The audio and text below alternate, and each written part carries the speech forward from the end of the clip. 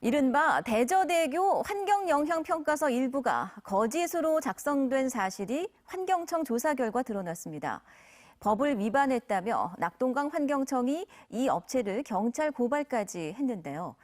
근데 어찌 된 일인지 문제의 이 업체에 일을 맡긴 부산시는 큰 문제가 아니다. 환경영향평가조사 계속 맡기겠다.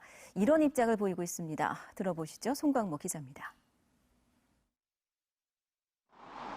부산시가 추진하는 이른바 대저대교 건설 사업의 정식 명칭은 식만 사상간 도로건설 공사.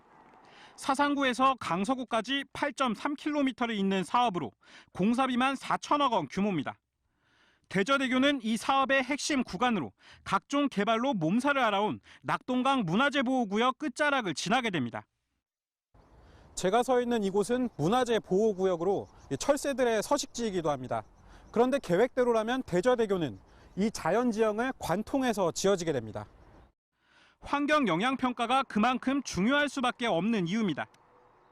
겨울철 조사를 살펴보게 되면 한 번도 그 조사가 제대로 이루어졌다는 증거가 없습니다. 조사 장소 내에서 조사한 증거가 없습니다.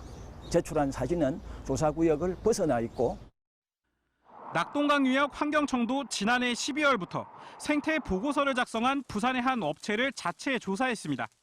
그 결과 조사자 수를 부풀려 기재하는 등 법으로 규정된 거짓, 부실 기준을 위반한 사실을 적발했습니다.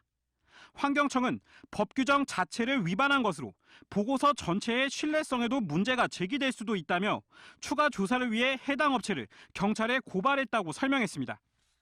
업체는 허위 기록은 인정했지만 실수일 뿐 보고서 내용상의 문제는 없다고 해명했습니다. 이를 맡긴 부산시도 큰 문제가 없다는 분위기입니다. 부산이나 경남 쪽에서는 그 노하우라든지 기술력이라든지 이런 것이 제일 해본 경험도 많고요. 저희가 수사기관이 아니니까 아까 말씀처럼 그런 거 지켜봐서 이게 뭐 문제가 있다 하면 보완을 하면 되는 것이고 또 문제가 있다고 주장되는 부분들은 저희가 보완을 다 뭐 하고 있고요. 경찰 조사 결과에 따라 보고서를 재검토할 수도 있다는 환경청과 대저대교 건설 자체를 반대하는 환경단체. 여기에 오는 7월 착공에 들어가야 한다는 부산시 입장까지 겹치며 대저대교를 둘러싼 갈등의 불씨는 꺼지지 않고 있습니다. MBC 뉴스 송광모입니다.